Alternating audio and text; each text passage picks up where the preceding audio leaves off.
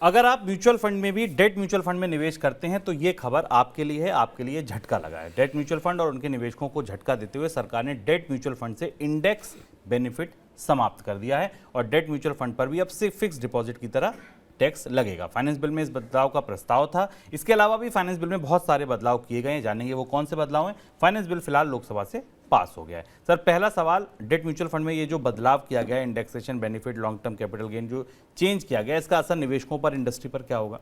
शुभम, अभी हम लोग जब बॉम्बे में मनी 9 का फाइनेंशियल फ्रीडम समिट कर रहे थे और उसमें इंश्योरेंस का एक विस्तृत पैनल था, जिसमें इंश्योरेंस म्यूचुअल फंड का, माफ़ कीजिए, एक बड़ा विस्तृत पैनल था जिसमें देश की प्रमुख म्यूचुअल फंड कंपनियों के प्रमुख आए थे, जिसे शुभम ने ही मॉडरेट किया था। उसमें सारे लोगों की राय थी कि मौजूदा समय में डेट म्यूचुअल फंड सबसे अच्छा विकल्प है, वहाँ आप निवेश करके बेहतर पैसा कमा सकते हैं, इसका ये विकल्प था।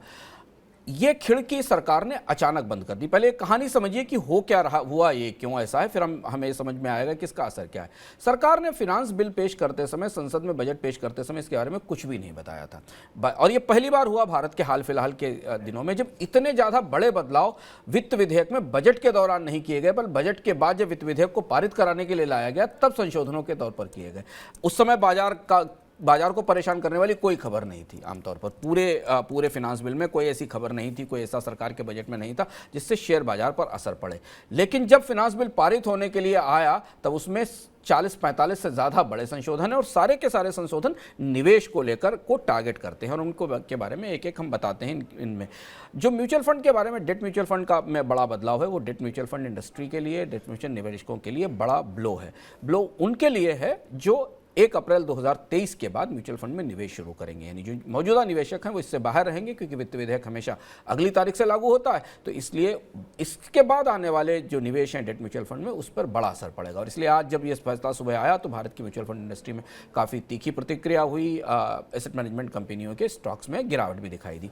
सरकार ने यह तय किया है फिनांस वित्त विधेयक में बदलाव के जरिए कि वो जो डेट म्यूचुअल फंड जो 35% से ज़्यादा इंडियन कंपनी की इक्विटी में निवेश नहीं करते, यानी डेट में बड़ा निवेश करते हैं, उन्हें अब शॉर्ट टर्म कैपिटल गेंस के दायरे में लाया जाएगा, जिनका निवेश मेच्योरिटी 3 साल से ज़्यादा ऊपर की है और इन्हें अब इंडेक्सेशन का बेनिफिट नहीं मिलेगा। इंडेक्सेशन का बेनिफिट के कारण आप लंबे समय के लिए इसमें पैसा रख सकते थे और लॉन्ग टर्म कैपिटल गेंस की दर के आधार पर आपको बचत हो सकती थी। यानी अब जैसा पैसा आप एफडी में लगाते हैं और हर साल एफडी के रिटर्न पर आपका टैक्स कटता है, जिस तरीके के टैक्स के नियम लाए जाते हैं, लगभग वैसे ही नियम अब डेट म्यूचुअल फंड पर लागू होंगे। डेट म्यूचुअल फंड में इस बदलाव से सरकार का यह कहना है कि अगर बाजार में एक ही जैसे इक्विपमेंट है तो उन पर अलग अलग बचत की दर, टैक्स की दरें नहीं होनी चाहिए, यानी कि बैंक डिपॉजिट और बैंक एफडी को जो जिस तरीके के टैक्स नियमों में रखा गया है, डेट म्यूचुअल फंड में उन्हीं में रखा जाए। यही वो चेंज था, वही अंतर था जिसके कारण हमने देखा था कि पिछले सालों में डेट म्यूचुअल फंड में काफ़ी निवेश बढ़ा था, क्योंकि उसमें एक्स्ट्रा टैक्सेशन बेनिफिट्स मिलते थे और इस बेनिफिट का असर का फ़ायदा अब लोगों को मिलना बंद हो जाएगा और यहाँ से एक बड़ा हिस्सा टैक्सेशन का जो पेच था उसे सरकार ने अब कस दिया है। सर, इसके अलावा भी फाइनेंस बिल में कई अहम बदलाव, फाइनेंस बिल में और भी बड़े बदलाव हैं। जैसे फाइनेंस बिल में एक बड़ा बदलाव यह है कि जो एसटीटी है, जिसको कि सिक्योरिटी ट्रांजैक्शन टैक्स कहा जाता है, उसमें भी सरकार ने बढ़ोतरी की। जो ताज़ा आंकड़ा एसटीटी का आया उस हिसाब से जो एसटीटी की दरें हैं उनमें करीब 25% की बढ़ोतरी की गई है इस वित्त विधेयक में, जिसके बारे में अलग से अधिसूचना जारी की जाएगी। दूसरा जो महत्वपूर्ण फैसला हुआ है वो डिबेंचर्स के निवेश को लेकर हुआ है। इन्हें जो पुराने टैक्स की रियायतें मिलती थी वो अब मिलना नहीं शुरू होंगी। एसटीटी में फाइनेंस बिल ने 25% अमेंडमेंट, दरों में 25% अमेंडमेंट किया है। जो ऑप्शंस के सेल हैं उनके ऊपर अब 1 करोड़ रुपए के टर्नओवर पर एसटीटी की रेट 2100 रुपये कर दी गई है, जो पहले 1700 रुपये थी। ये दर बढ़ा दी गई। अब ये फैसला भी आपको बजट के दौरान सुनने को नहीं मिला होगा, जब बजट भाषण दिया जा रहा था उसके बाद किया गया। इसके अलावा और भी कुछ महत्वपूर्ण टैक्सेशन के बदलाव हैं जिनका असर कंपनियों पर, कॉर्पोरेट्स पर पड़ेगा, लेकिन ज़्यादा बड़ा असर हमें म्यूचुअल फंड के निवेशकों के आधार पर दिखाई दे रहा है। सर, तीसरा, सरकार ने एक पेंशन स्कीम के लिए कमेटी बनाने की बात कही है। ये कमेटी क्यों, इसकी क्या क्या दूरदर्शिता सरकार देख रही है? ये भी महत्वपूर्ण संकेत है।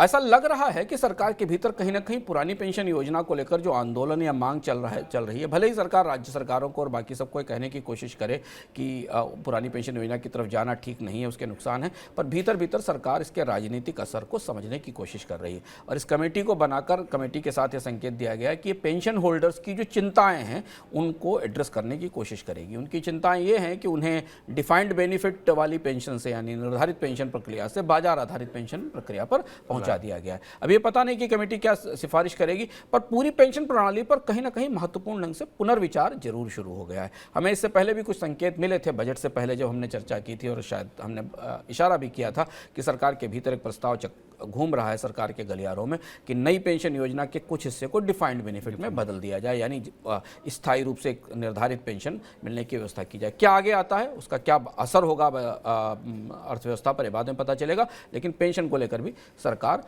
पुनर्विचार की तरफ बढ़ती दिखाई दे रही है।